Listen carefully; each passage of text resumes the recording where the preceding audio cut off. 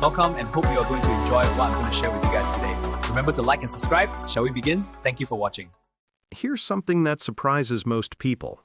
2 users, same version of Claude, identical question, completely different quality of output.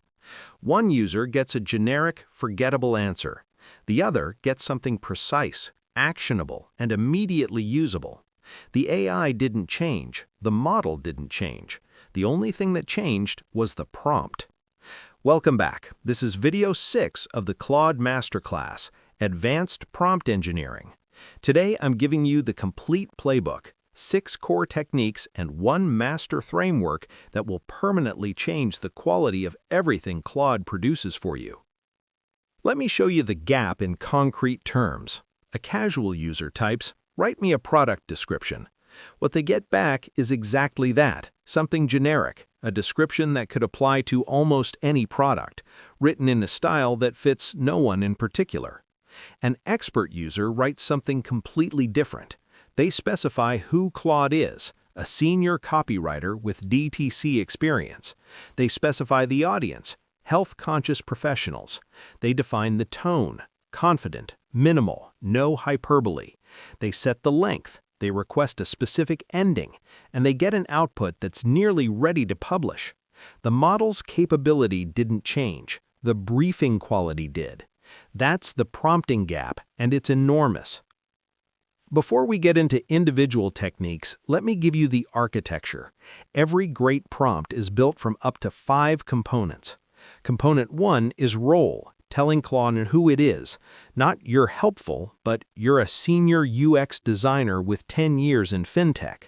Component 2 is context, the background Claude needs to understand the situation, what you're building, who your audience is, what constraints you're operating under. Component 3 is the task, the specific, unambiguous instruction, not "help with my onboarding," but "write a 5-step onboarding flow for first-time users." Component 4 is format, the exact shape of the output. Numbered list, prose paragraphs, JSON, a table with these columns. Specify it explicitly. And Component 5 is constraints, what Claude must not do. No jargon, no caveats, stay under 300 words. You don't need all 5 every time, but knowing all 5 means you can diagnose exactly which one is missing when a prompt falls short. Technique 1 is the single highest leverage move in this entire playbook, role and context setting. When you tell Claude you are a corporate lawyer specializing in IP, you don't just get legal vocabulary, you get legal reasoning patterns, relevant frameworks, and a response calibrated to that level of expertise. The role primes a completely different register of knowledge. Context compounds this. There's a massive difference between "write a LinkedIn post" and "write a LinkedIn post for a Series A fundraise targeting enterprise SaaS investors to be published the day after a product launch." Both are LinkedIn posts. Only one has any chance of actually working. The rule is, the more specific the role and context, the more precise the output. Senior beats expert. 10 years in B2B SaaS beats experienced professional. Concrete detail always outperforms vague labels. Technique 2 is chain of thought reasoning, and it works because it changes not just what Claude outputs, but how it thinks before producing that output. The simplest version is adding 1 sentence to your prompt. "Think through this step by step before answering," or "walk me through your reasoning before giving the conclusion." That's it. That single instruction dramatically improves accuracy on complex decisions, analysis tasks, and logic problems. The difference in output is stark.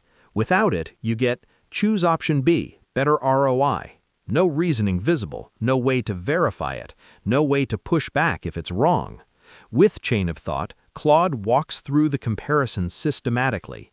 It surfaces the assumptions behind the recommendation. You can see exactly where it's right and where you might disagree. The reasoning becomes auditable. Use it whenever the path to the answer matters as much as the answer itself. Technique 3 is one that most users never try, and it's often the most powerful tool in this entire playbook. It's called few-shot prompting, and the principle is simple. Instead of describing the output you want, you show it. If you want a series of short, punchy LinkedIn posts, you paste 2 examples of the exact style, length, and rhythm you have in mind, and then ask Claude to write one for a new topic. It calibrates to those examples instantly, in a way that no written description of punchy or concise ever could. Demonstration beats description. Every time. Words like minimal or confident are subjective. An example is completely unambiguous. Claude maps to the exact pattern you demonstrate. 1 to 3 examples is the sweet spot. More than 3 produces diminishing returns. Technique 4 is about controlling the shape of what you receive, because Claude's default format is almost never exactly what you need, even when the content is right. You have complete control over 4 dimensions: length, max 150 words, exactly 3 paragraphs, 1 sentence only; structure, numbered list, markdown table with columns for feature, pros, and cons, JSON object with these keys; headings, whether to use them, what level, or to use none at all and write in continuous prose. And for technical work, you can specify that you want only the code, no explanation, or only the JSON with no markdown fences. The single most powerful format instruction you can add to any prompt is output only the result. No preamble, no summary, no explanation. 4 words that strip away all the AI scaffolding and give you exactly what you asked for, ready to use. Technique 5 is the one most people forget: negative instructions, telling Claude explicitly what not to do. The most universally useful negative instruction is do not start with affirmations. No, certainly. No, absolutely. No, great question. These phrases are the most obvious markers of unedited AI output, and one line in your prompt eliminates them completely. Beyond that, do not include a summary section. Do not repeat the question back to me. Do not include disclaimers about consulting a professional, for cases where you're the professional and don't need protective language.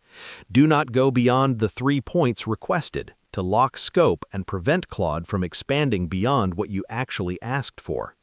The best prompts define what success looks like, positive instructions, and then explicitly block the most common ways that output goes wrong. Together, they bracket the result into exactly what you need. Technique 6 is about how you work with Claude across multiple turns, because expert prompters don't expect perfection on the first attempt. They treat prompting as a dialogue. The difference between a novice and an expert in this conversation is how they give feedback.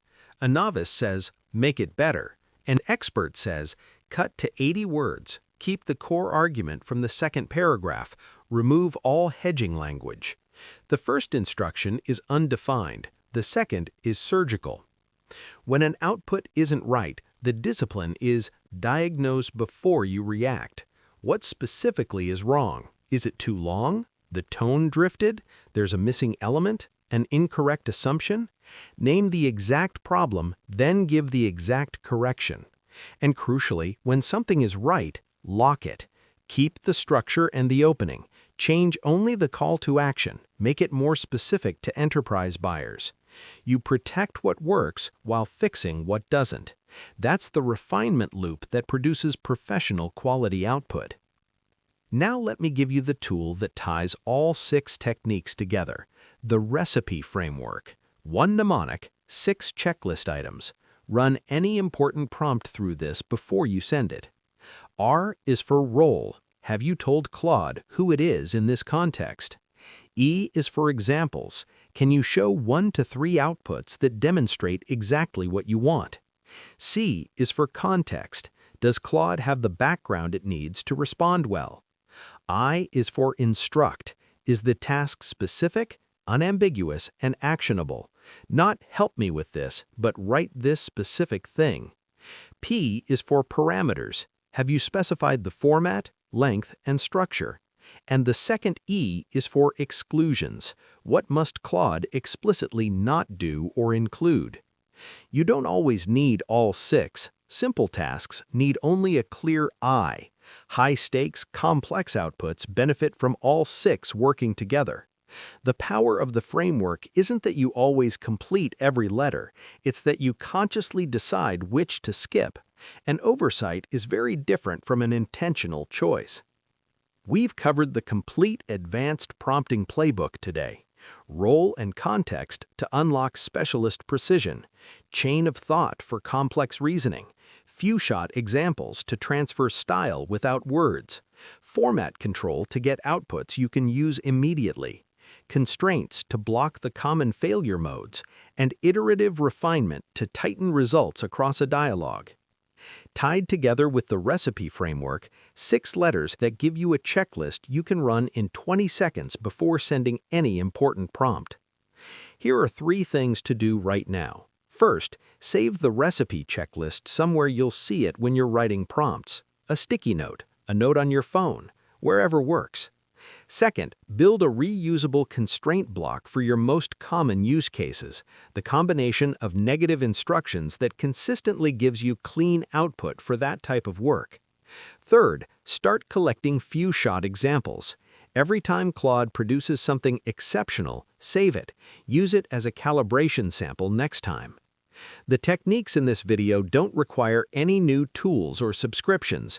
They just require a slightly different way of writing the prompts you're already writing. Start with one technique on your next Claude session. Build from there. If this video was useful, please subscribe and let me know in the comments which technique you're going to try first. In the next video, we go deep on using Claude as a research machine, web search, deep research, and how to structure multi-source synthesis for complex topics. I'll see you there. Thank you for staying through the video. Subscribe to watch more AI-related content.